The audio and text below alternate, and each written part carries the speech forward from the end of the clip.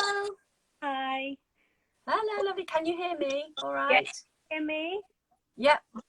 Yep. Super. So can Sumi, Sandra, any of our Wilson, anybody, can you just let us know? Can you hear us both okay? Can you hear both Jennifer and I sufficiently well? Just wait for a thumbs up from somebody.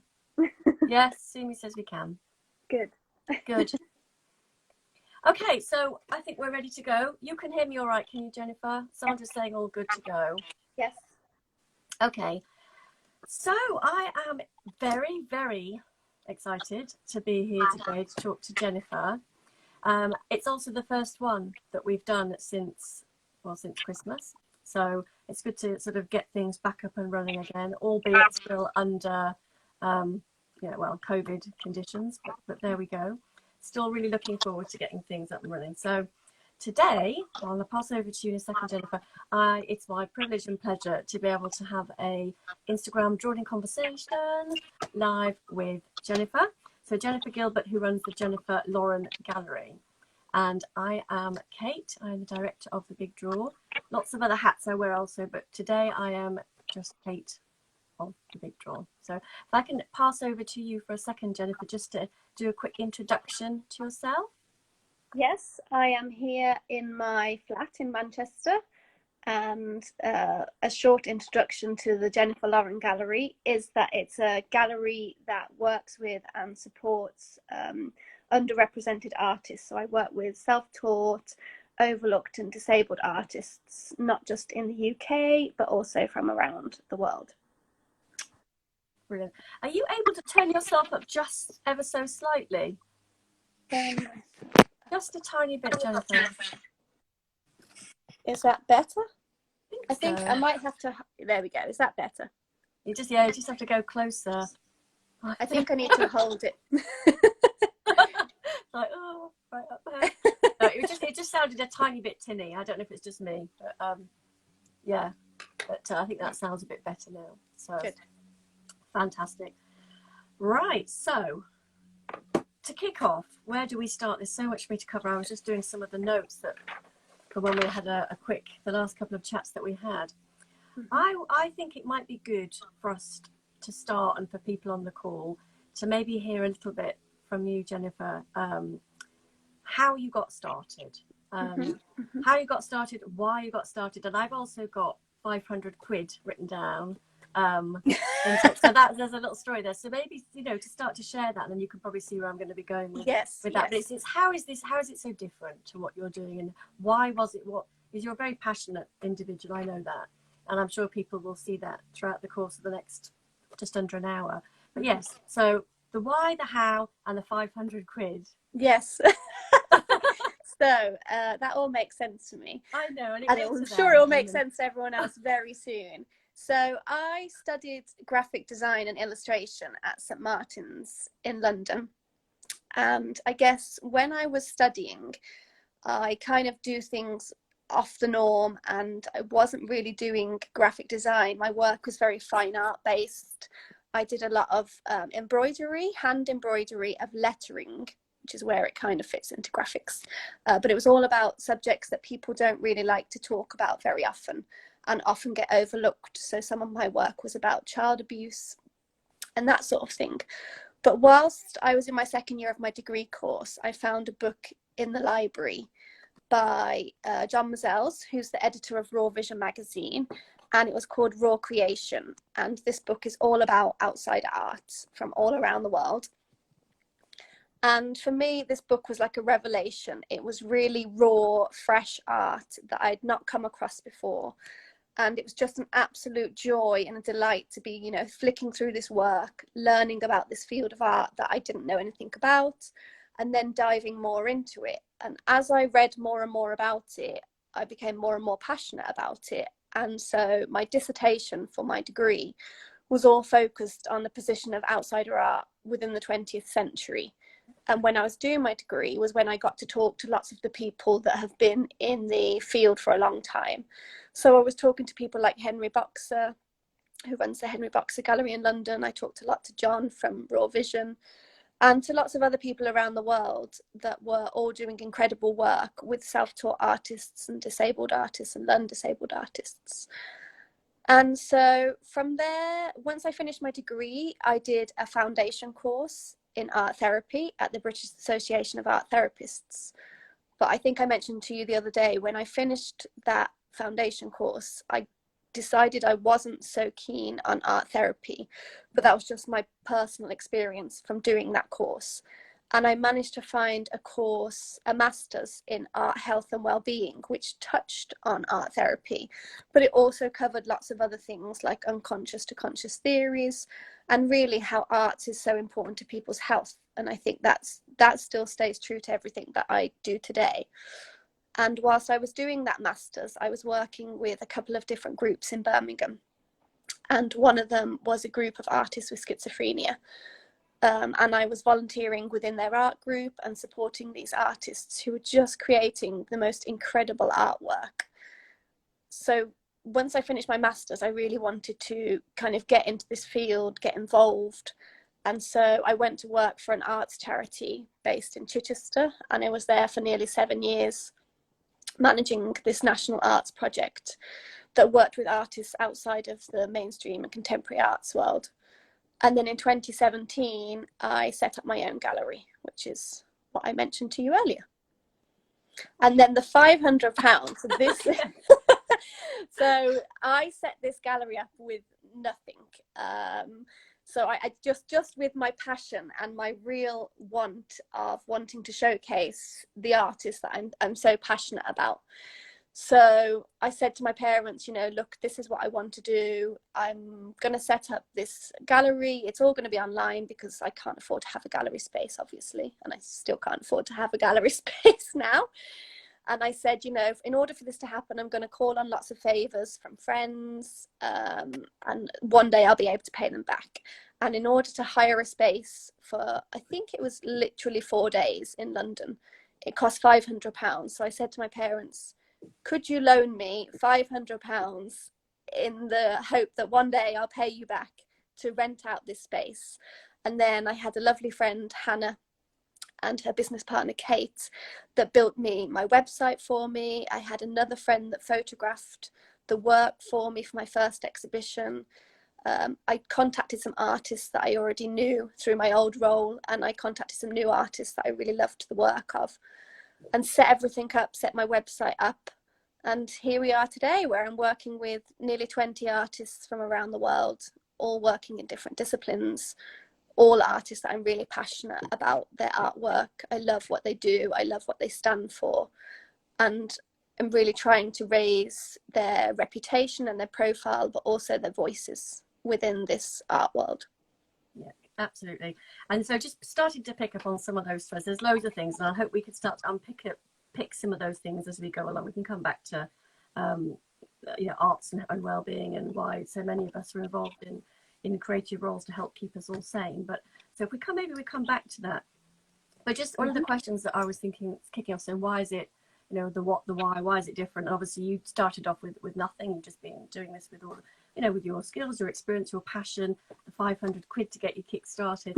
and whilst I absolutely am not in any way, shape or form criticising any other galleries or any other gallerists in any way, so I must say that before I start, I don't think there's many galleries that start off quite well.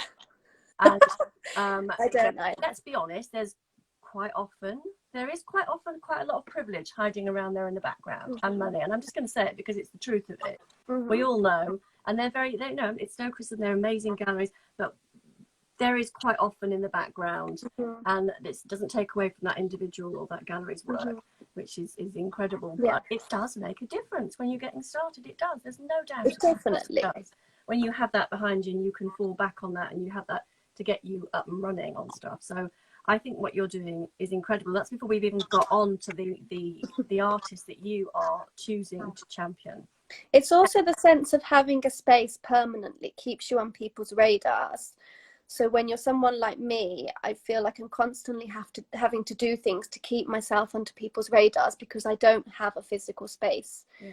So, you know, in any normal time, I try to do maybe 3 pop-up shows a year, normally in London, and then I take part in international art fairs just to keep me out there and to keep the profile of the artists I'm working with out there as well.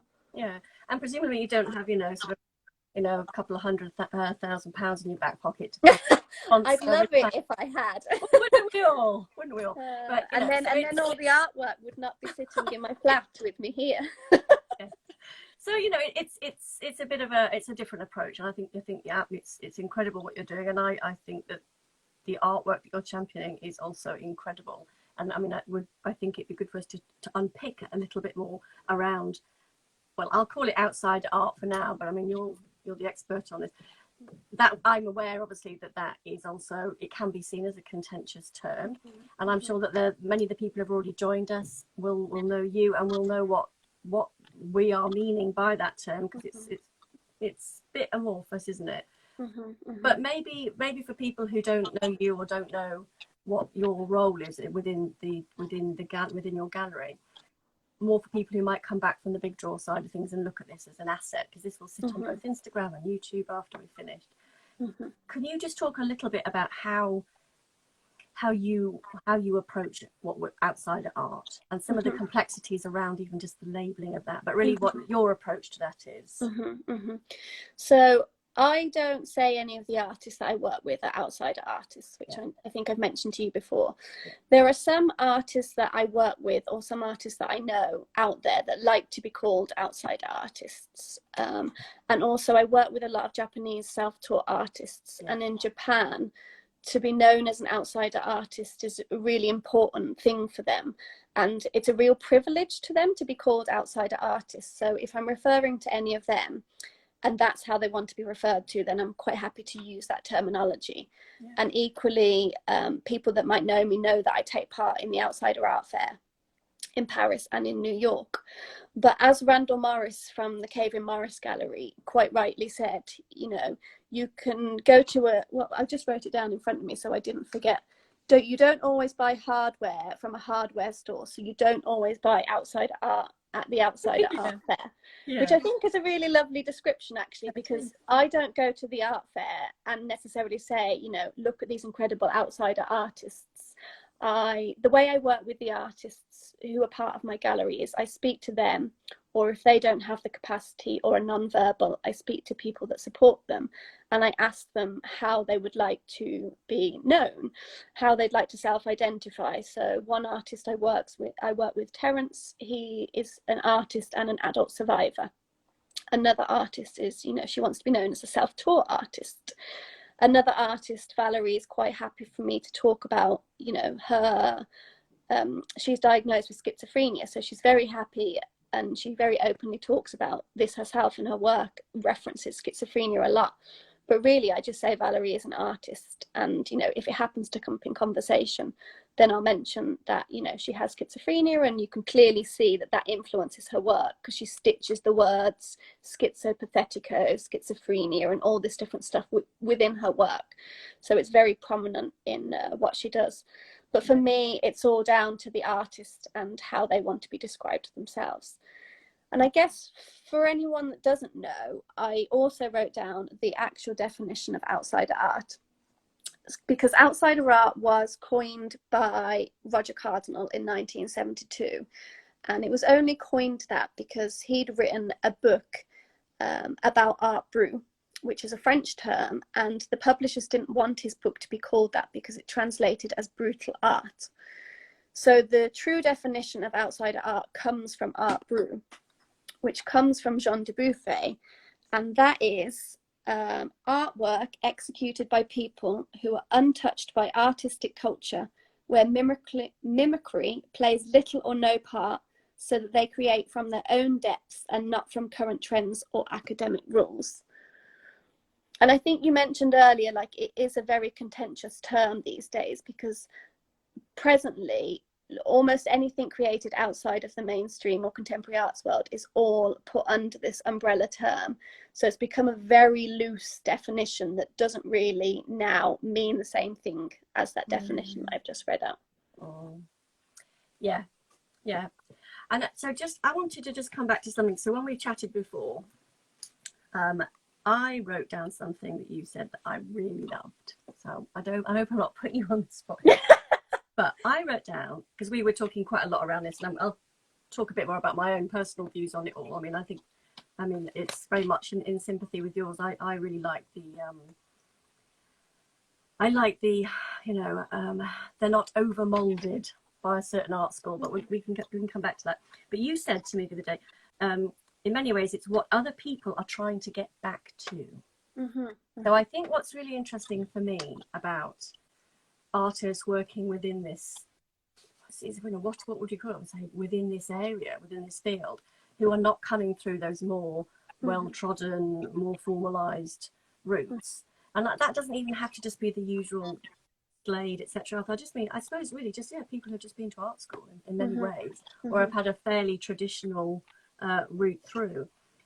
I think what they exhibit in terms of, I do quite like the word raw, because I like that there's something about the authenticity of the work and the knowledge, and you can just see it. It speaks through the work. You can see that this is coming from somewhere that hasn't been sort of funneled through a certain cohort of a certain art school or a certain way of thinking, but hasn't been influenced by a certain school of art or a certain genre of art. There's something really incredibly unique and refreshing about the sorts of the ideas and the symbols and things that come through, and you can see that they just seem sort of separate, totally from their own imagination.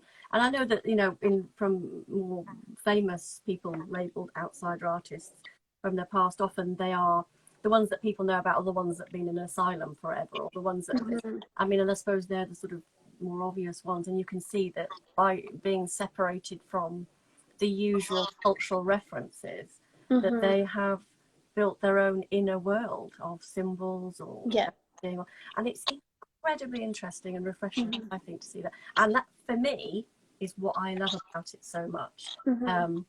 I mean I don't know what the right term is, but I think that is for me the essence of why work is so incredible.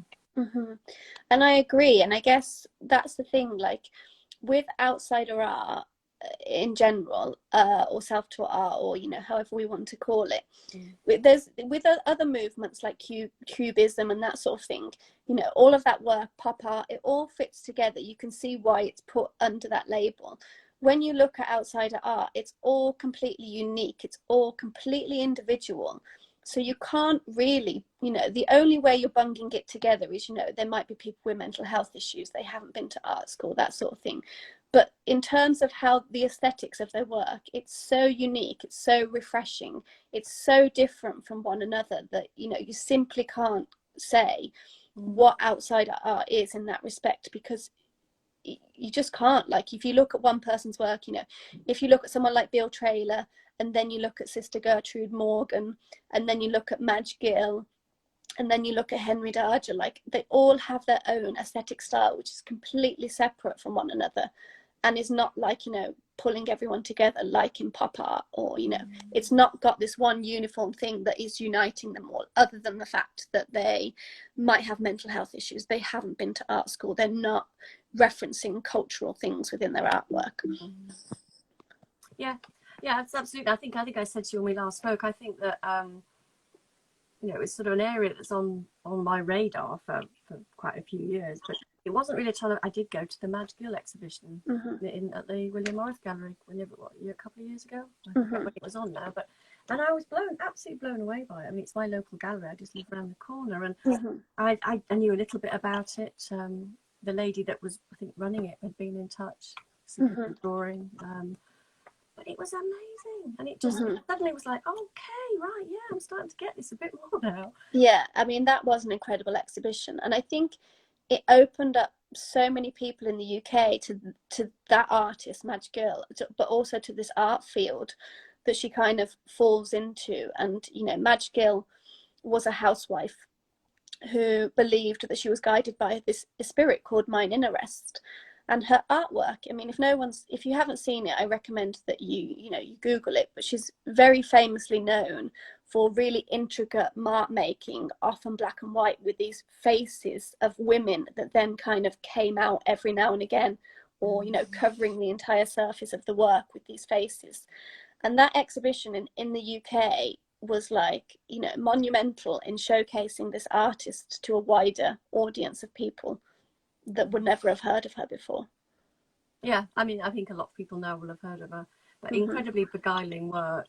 I mean, sort of haunting, sometimes a bit, ooh, but just really beautiful. Absolutely, Oh, yeah. I just totally loved it. I mean, so I mean that sort of was bringing me back to where because we've both used the word self-taught quite a bit within the framework of the range of the artists that you're championing, and I think that's quite an interesting one, because we also, I think I said to you before, the Big Draw team very often hears artists, not just artists who are working within the field that you're talking about, just artists generally who, because they've been self-taught and not perhaps come through the usual more traditional channels, do have feelings of not being, I don't know, not being good enough in some way. Even really, I mean, really like very, very well known, very successful, also commercially successful as well as artistically successful artists.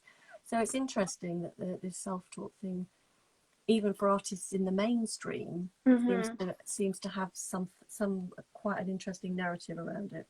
And I guess that comes back to this thing of people trying to unlearn or untrain. Like, for, you know, for many artists that are successful artists, or many famous artists, people like Paul Klee and the Surrealists, and even people like Grayson Perry today, they kind of say that they're trying, maybe not Grayson Perry, but the other artists, they're trying to mimic what self-taught artists can do.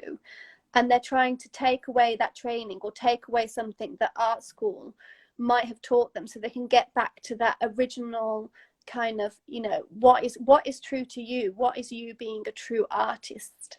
And they're trying to get back to that original unique thing that makes your artwork, you know, yours. And I guess I mentioned to you the other day, I interviewed Lucy Jones recently, who's represented by Flowers Gallery. Creates beautiful paintings and drawings of self-portraits of herself, and then she creates landscape paintings. And she was saying that when she was at art school in London, she was one of the only people in her year that was, you know, trying to keep her personal style going throughout the whole time she was there, because many of the tutors there were saying, you know, let's do work in this style, let's do this, and she was like, no, this is how I want to work. You know, I want to work on these big canvases, I want to do these big things, because this is who I am as an artist. And so you see lots of famous artists now trying to like almost go in on themselves and go backwards to get them back to that state where they were like, what is pure true art, because that is what I would like to show if I'm trying to show who I am.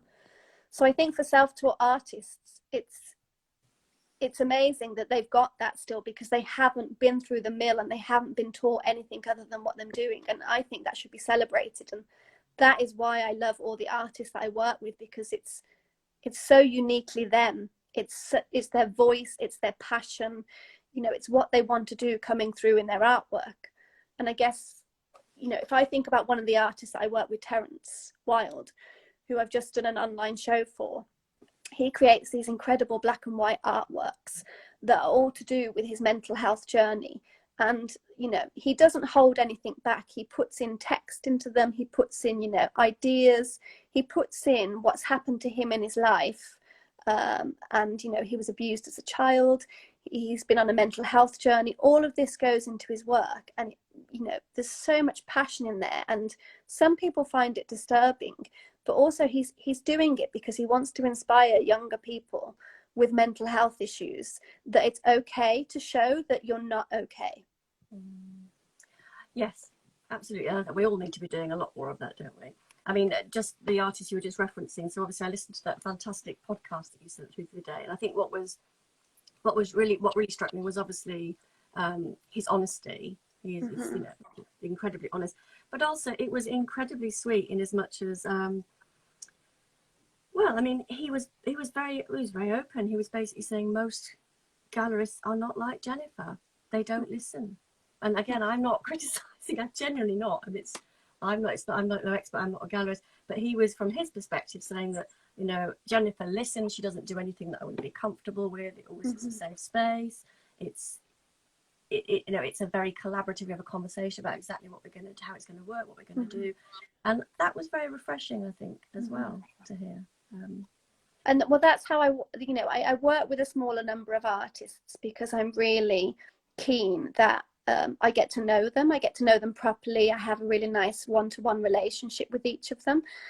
And so when I work with them, you know, I say to them, you know, how would you like to, what's your next move? Where do you want to go next? Or there's this opportunity. Do you think it's relevant to you? You know, I'm happy to support you to put something forward for it. You know, I want to do this exhibition for you. I'd like to show your work in this way, but, you know, are you happy for me to show it in that way? Everything, you know, as far as I'm able to talk to the artist, if not, I talk to the studio that supports them if I'm unable to have a conversation with the artist because of their disabilities.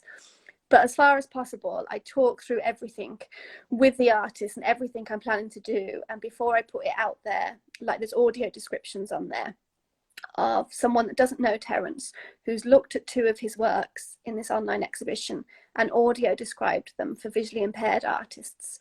And before I put them out on there, I sent them to Terence because the audio describer, it's his personal, you know, opinion of that piece and how he thinks it looks, and then him describing it for a visually impaired or blind artist. And so, you know, I check everything with the artist to check, you know, are you happy with how he's described that piece? Because, you know, I'm more than happy to change it if you're not happy with it. And I guess, yeah, for me, it's all about the relationships and doing things ethically with the artists and just making sure they're on board and they feel safe and they feel secure and they feel happy with how I'm kind of taking them on a journey with what I'm trying to do with them. Yeah, you're getting lots of hearts. Oh, good. Lots of hearts. And somebody, Adam, I'm not sure, Adamson Collective, Jen is a force of nature. Oh. So just apologies to anybody if you've asked a question. It's quite hard to have a focus fully on the conversation and then answer questions. But if I see them as they're popping up, which I have just done, so is it hard for you then to have your own boundaries? Does the relationship ever break down? Difficult because many are vulnerable. Maybe that is a relevant question.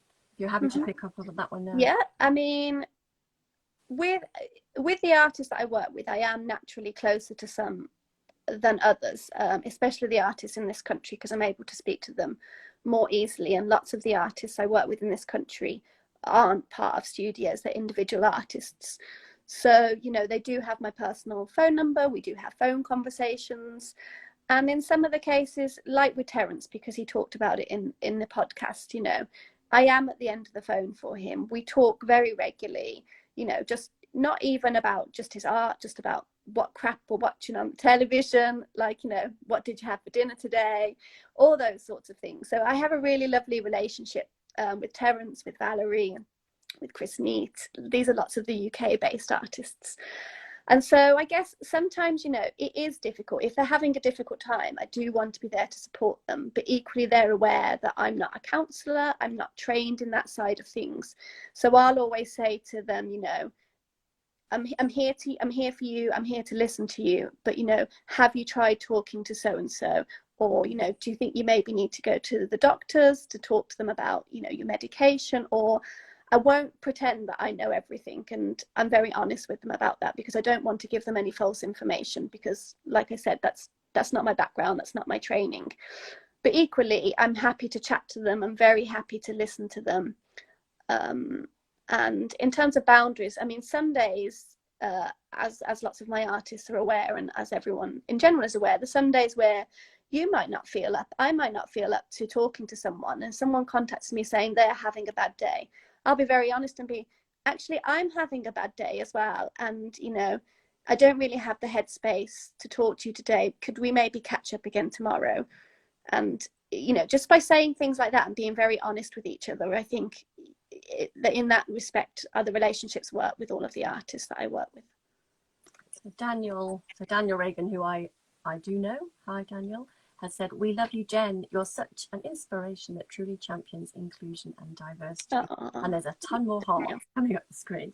So going back to some of the the question. So just going back, so you know, you're talking incredibly passionately. So one of the things that I wanted, this is absolutely, as you know, me playing devil's advocate here. So what about the sort of person, probably not people that we'd all be friends with, but hey, what about the sort of person that might come up to you and they might say, do you know what, Jen, I really love the work you're doing. It's really worthy. It's so worthy. You're doing such, you work so hard, so good at what you do. And I can see that you really want to make a change. You really see the link between art and health and well-being. And it's fantastic. It's fantastic what you're doing. And it's so kind of you that you're giving your time to help these individuals. But of course, you don't really think their art's good, do you? No, you know, I mean, not necessarily. But I do want to ask. I do want to put that devil's advocate on, because it's something I've heard before. I mean, I was surprised, but there is, you know, maybe. I mean, there are individuals, and I think it'd be good to tackle that one head on. Yeah, and I think, you know, I imagine some people do think that, and also I imagine some of my friends probably think that as well, and probably family members. But at the end of the day, and as everyone who works in the arts is fully aware, you know, working for arts charities or working with disabled artists is not a well-paid job to be doing. So firstly, you know, if I really didn't like the work that I was doing, I really would not be working in this field. You know, if I trained as a graphic designer, I could, you know, have gone and worked in graphic design, as many of my friends did, which is a fairly well-paid job. So I could be doing that. Secondly, you know, everyone in society, in my opinion, everyone in society is entitled to create art. And I'm really passionate about the fact that disabled, learning disabled, self-taught artists do not have the same platform as, you know, other people might do. So I'm really passionate about getting their work out there. And the artists that I work with through my gallery, if I didn't like their work and if I wasn't really passionate about it, and if I didn't aesthetically like it or anything about it, you know, I wouldn't be working with them in my gallery, because I can't, you know, do an exhibition and then, you know, do talks about the artist or do talks with the artist if I'm not passionate about their work, because I really feel like I have to be behind it and understand it. And so that's why I only work with a small number of artists, because they're artists that I'm really keen on. I really like their work. I really like what it stands for. I like their beliefs, you know, all that side of things. So, you know, there's plenty of artists out there. There's so many self-taught artists out there. There's so many disabled artists and everything that all deserve respect, all deserve recognition. But I've chosen to work with a smaller number of artists that I'm very passionate about, that I believe their work is incredible. It is incredible. I don't just believe it. And, you know, I want other people to see that too. So I'm not taking pity on them. You know, I do this 24/7. You know, this is my life. I work with disabled artists in a freelance capacity alongside my gallery. I help disabled artists to write funding applications. You know, if I didn't believe in the work that these artists were doing, I really wouldn't be doing this, because, you know, I would quite easily, not quite happily, because I'm very happy with what I'm doing, I'd quite easily go and do something else. But I don't, because I love it. You know, I never have much money and I don't care, because I love my job. I love working with the artists that I work with, and, you know. And just, you know, you know, like anything, you are being approached all the time, and you are, like any other garage, you are very selective. You take on artists that you think will be a good fit for you and for your gallery, and that you admire, because the work is incredible and because you want to champion them, like you would with any artist. And equally, like, I don't want to be one of those galleries that, you know, has so many artists on its roster that I don't have a relationship with them and I don't understand them. Like, that's why I only work with a smaller number of artists, because I want to have a relationship with them. I want to understand them. And also I want them to feel that I am supporting them and I am trying to, you know, do something with their art and get them recognition. So. I mean, I know that you're doing loads of advocacy as well. And I would encourage anybody who is on the call to take a look at Jennifer's website and the gallery, and take a look at some of the wonderful artists there. And I know you've got the exhibition coming up with Terence. There's loads more in the pipeline, so it'd be great to hear more about that before we close. Just before we move on to the next little chunk, I've got some notes for the next chunk.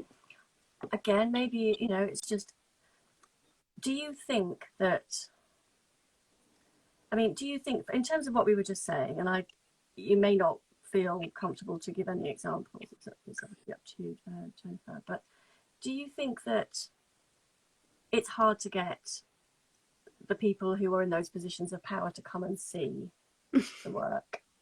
Yes. In a word, yes. And even when they do, it's, you know, there's very often, I mean, just to get them through the door, I mean, literally just to get them through, just to get them in the door is very difficult. And, you know, when I used to work at this arts charity, and we did big exhibitions in, you know, mainstream galleries, and, you know, one in Chichester, the London press might come down to the gallery to see another exhibition. Maybe it's a Scottish colorists, maybe it's a Peter Blake exhibition.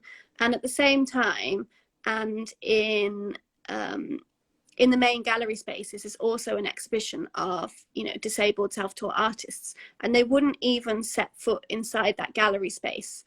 So I found that incredibly frustrating.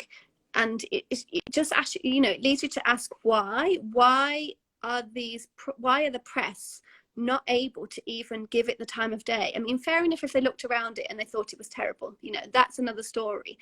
But they wouldn't at that point in time even come in to see the work in the first place. And it's so frustrating and it's so demoralizing when, you know, everything is hung in such a beautiful way, you know, care and attention has been paid to everything, and for them to not even give it the time of day just because they think it's by disabled artists.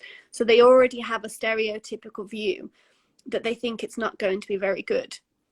Or when they do write about it, in the case of Adrian Searle from The Guardian, there was an exhibition. It was free. I might have a look after you can find it online. You know, yeah. There was an exhibition at the Whitechapel Gallery. I mean, it was in 2006. It's a few years ago. But you know, his title was "Come and Meet the Misfits." Yeah. I mean, that is terrible to have that as something in something like The Guardian. And then he says, "Come and meet the Misfits." And then he said he was left disturbed by the exhibition. I mean, it's not really enticing people to go and see how incredible this work if he's writing that. And then just a few weeks ago, the same man wrote in The Guardian again around a film that's of some neurodiverse artists from Project Artworks in Hastings, describing elements of the film being problematic and then not backing it up, which kind of raised uproar on Twitter. Like, you can't say that, you know, something about autistic artists being problematic and not backing up what you mean by that, or even having a conversation with that organisation to say, I don't really understand this, could you explain it to me more? They just make this he just makes this kind of overriding opinion of it, which is incredibly frustrating. And I just wish art critics would spend more time looking into disability art, outsider art, self-taught art, and learning more about it and where it comes from and why it exists and why is it missing from art history when there's such incredible work. Absolutely. Rant over. Adrian, if you're on the call or you watch this, now, I think that's what we say. I mean, do you think, Jennifer, that the very big, the very big, very powerful cultural arts institutions, galleries, do you think that they should be doing more in terms of, you know, presenting this type of work alongside more mainstream work? Yeah. And you know, if you look at this country and you look at America, we're so far behind in that respect. Like MoMA in New York, you know, they have a whole room dedicated to self-taught artists. And then periodically through their gallery, you'll walk through and there's a Judith Scott incredible wrapped fibre sculpture. Judith Scott was an artist working out of Creative Growth Art Studio in California. And her sculpture is there alongside, you know, all of these really famous contemporary artists. And then her work is there, you know, nothing degrading in the article about her, you know, just positioning her, who's somebody with Down syndrome, who was pretty much non-verbal, you know, positioning her alongside all these other artists in the same way, with the same care and attention paid to how her work was shown. And then you come and look at places like the Tate, and this very, very rarely happens.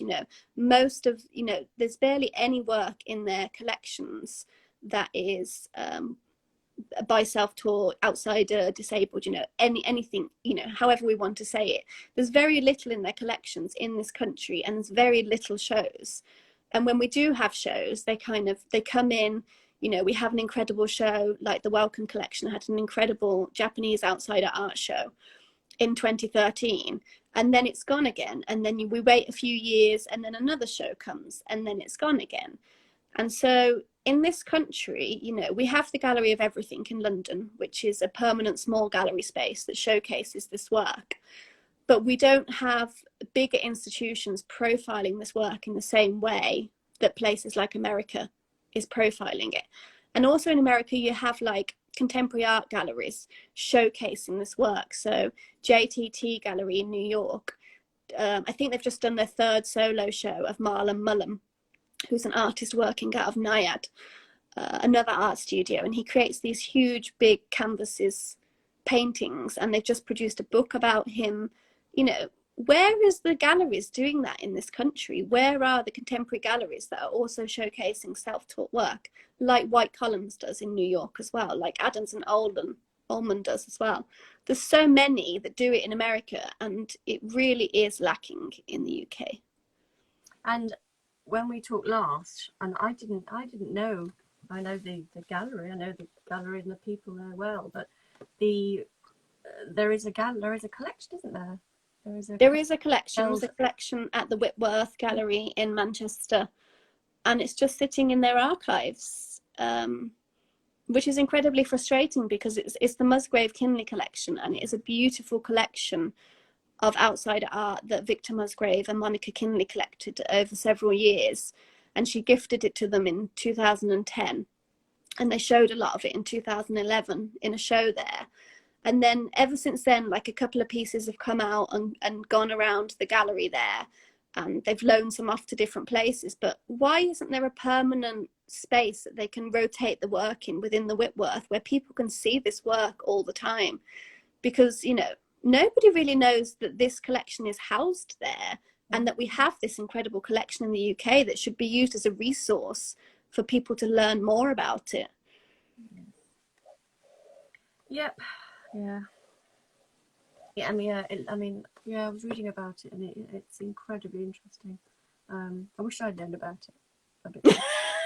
You do now. Well, you know what I said to us, we need to talk to Alistair Hudson about that. Just one of the couple of those scribbles I've got on my notes, which maybe start to thread some of the bits we've been talking about together. So I've got lived experience, adult survivors, and unseen disabilities. Mm-hmm. And I was just wondering, within all of these stuff that we're sort of swirling around, that we're talking around, and the nature of art today, artists. There does seem to be. I've been working in the sector for 26 years now, and it does feel for me that certainly, even in just the last 5 years, there has been a lot more people talking and raising awareness of the role and value of people who are both artists, but designer makers, curators, producers, the people who are in decision-making roles as well, who have lived experience, Mm-hmm.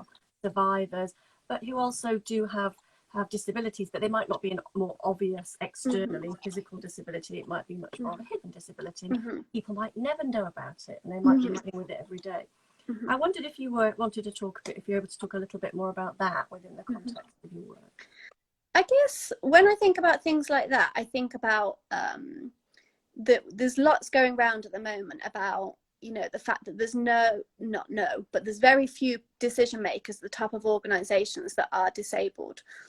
And Dash set up this curatorial thing that started last year, where they got some funding for 3 disabled artists to go into big institutions, like MIMA is one of them in Middlesbrough, and to go in for a period of time for the disabled artists to get in there, to work alongside the curator, to learn about, what the role of curator is. So at the end of the time that they're doing it, like my friend Aidan Mosby's just done it at MIMA, there are a whole cohort of disabled curators that are coming out of it that can now be employed by bigger organizations, so they can diversify their workforces, because you know there's rarely opportunities where disabled people can get into their roles, because they haven't been able to have the same training, because it's not been done in a way that's suited to the needs of the disabled people. So you know, the artist might need more rest time, they might need to come in for half a day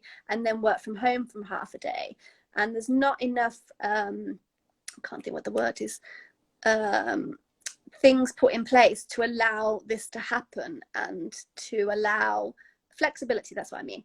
There's not enough flexibility around, so these roles were created so that disabled curators could come out of it, and so that larger institutions could understand and learn from the disabled people that are going in, because very rarely are disabled people in those roles to pass on their experience, to pass on, you know, have you thought about how high you've hung that work on the wall?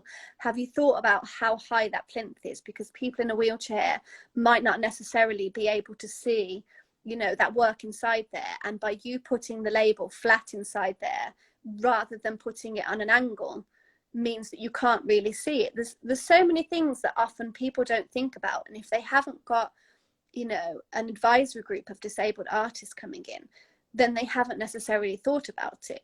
And when I think about things like that, I also think of my friend Sonia Bouet, who is a neurodivergent artist, and she did a project called Nuno, which was, you know, she's autistic, so it was an autistic-led project, and working with other artists. Some were also autistic, some weren't autistic, and by having an autistic lead meant that she could understand more the artists that she could work with, and knew more about, you know, how they needed to be treated, how they might need things in different formats. She was coming at it with that kind of mindset that somebody who wasn't autistic coming in to do it wouldn't have that same mindset, and wouldn't have picked up on the little nuances that she was able to pick up on.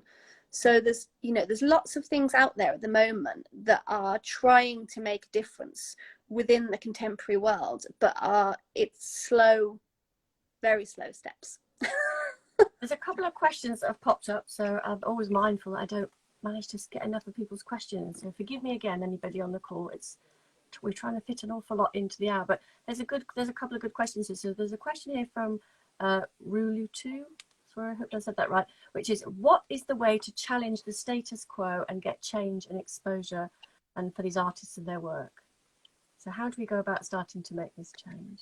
What I would like to happen is, you know, when I think about how artists are written about in this country, and then I think about Roberta Smith and Jerry Saltz in America. So Roberta Smith writes for the New York Times. Her partner Jerry writes for the New Yorker. They are so passionate about this work, and so passionate about getting it exposure and sharing the stories of these artists and their incredible artworks. And what I would ideally like to happen is for them to come over here and talk to our art critics about, you know, why aren't you seeing how incredible this work is? You know, what is putting you off writing about it? Or even if they didn't come over, I'd love to have a roundtable discussion with arts critics in this country to kind of say, you know, or arts writers or anything, you know, are you scared of writing about it? Are you scared that you might use the wrong language that might offend somebody, you know, if you're talking about a disabled artist? Because there are enough disabled artists that would have conversations with you. There's enough disability equality training out there for you to go and have a half-day training, for you to learn more about the social model of disability, about, you know, language that's okay to use, language that's inappropriate to use. You know, I wish more of these conversations would happen, so that potentially they might write more about this work and might understand it more. Maybe they could come and chat to some studios in this country, because there's incredible artists, you know, Naina Kalu working out of Action Space, Cameron Morgan working out of Projectability in Glasgow. There's incredible artists working out of studios in this country that deserve more recognition and respect, and more writing about them in contemporary art spheres than happens now. And I'd love to just have a conversation with these people to say, you know, is there a reason why? Is it purely because you've got this stereotypical view that you think disabled artists only create a certain kind of work? Or is it that you are too scared to write about it because you might cause offence? And in that case, here's a bunch of training that we can throw your way. You know, let's do this, because this artwork needs more recognition and needs to be profiled more. Well, do you know, I think what we need to do, what I think we need to do is, I think we need to get in touch with Roberta Smith. Mm-hmm. And so I am connected. We are connected to her through the big draw. I think we need to write to her and ask her to do some sort of online session with us. And we do an open call to the critics. Come and join them. They totally should, but I bet they won't. But I think it would be a really interesting discussion. And I'm saying it on this publicly, and I'm absolutely serious. Let's talk about it separately and see if we can pull something together. Definitely. There's a couple of, so Sumi has said, have you approached? Yeah, so from the London, Tavish Khan from the London Art Critic. Oh, I have, yeah, he's yeah. nice. I think we all know him. He's lovely. So, and he comes to my shows. Yeah, he'd be a great ally. Terence says, Jenny has touched so many artists' lives. She's incredible. What else? So Sumi's also said, I think it's Heli Namad who rebuilt Dubufe's Asylum with such exquisite attention to detail for frieze. I mean, I said there's lots of different. Oh, Penny has said, what was your best exhibition? Yes, that's a good question. Oh, that is a good question. Oh my God, I don't want to be put on the spot with that. No, maybe not best then. Let's change the word best. Yeah, I can't say what was my best. Some exhibitions that I've liked. I mean, the House St. Pierre in Paris puts on just incredible exhibitions. Definitely Google that if you've never been there, because it's a museum that showcases outsider and self-taught art specifically in Paris, and they just house the most incredible exhibitions. Like they did a 25 years of Raw Vision exhibition, which is the Outsider Art magazine, but they've done Japanese outsider art shows, they've done art shows with artists from Chicago. It's just amazing, like incredible space. I definitely get you to look at that. God, I've seen so many incredible exhibitions, I couldn't possibly say. There was another great exhibition, again in another country, all about women, which was really amazing. Women art brew artists from around the world, which was in Austria a couple of years ago, that I went to visit with my friend Kate. And it was just to have an exhibition focused just on females itself was amazing. And then to focus on female self-taught outsider art brew artists was even more amazing. And it was really thorough.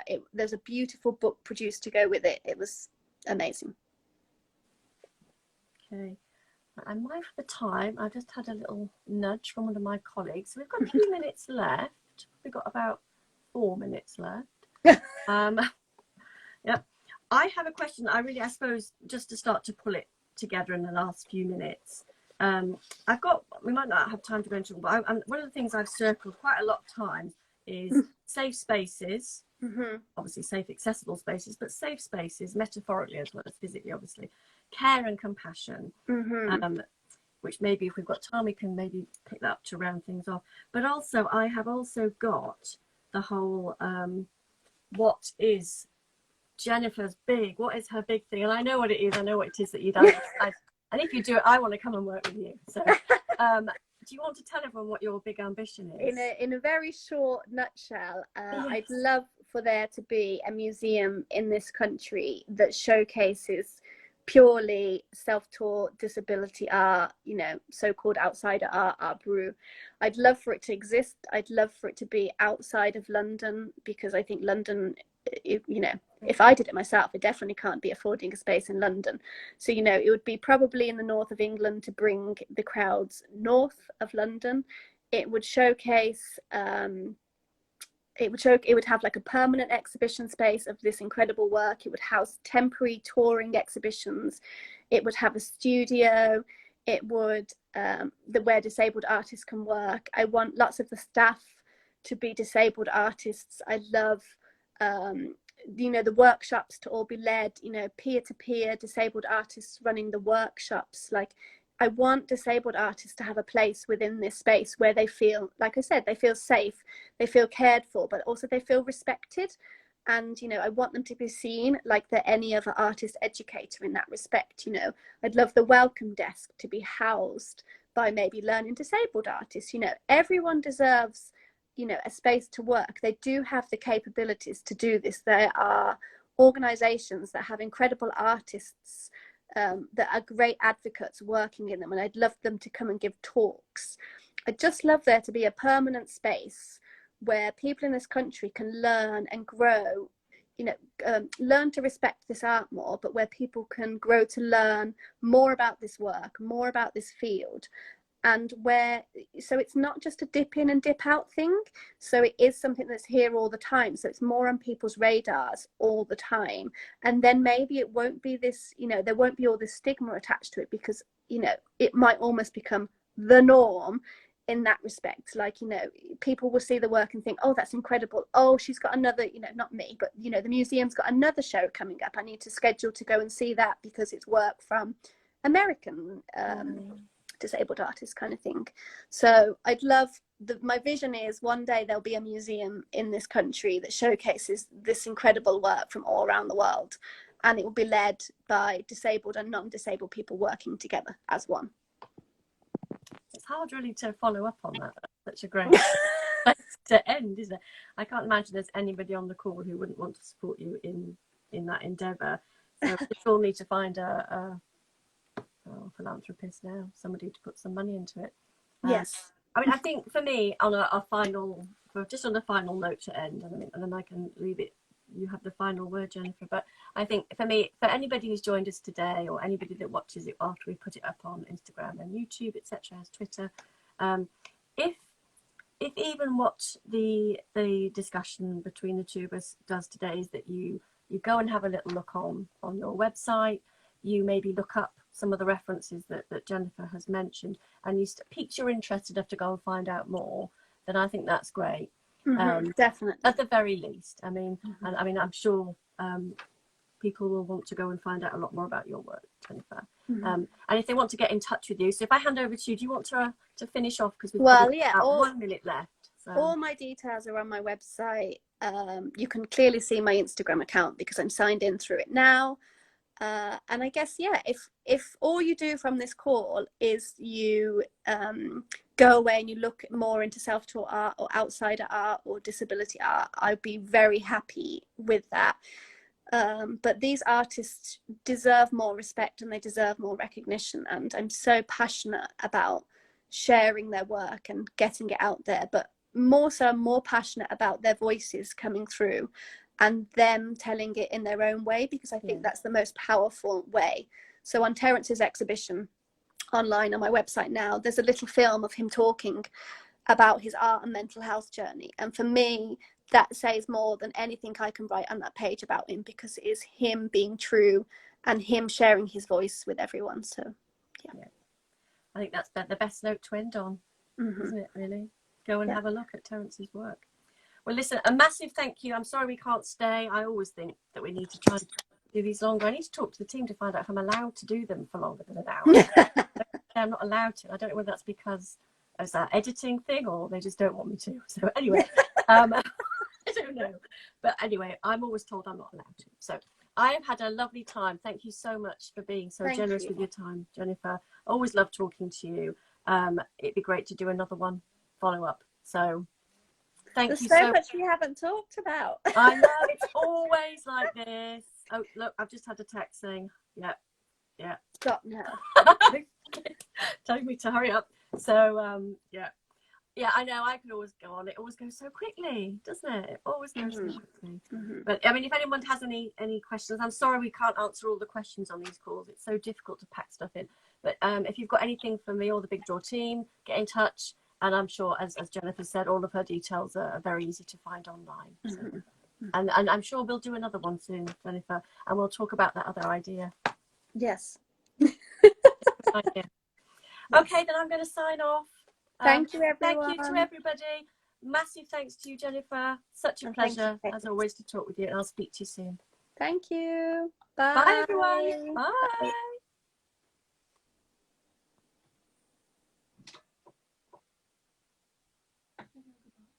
Yep, hang on, I haven't said.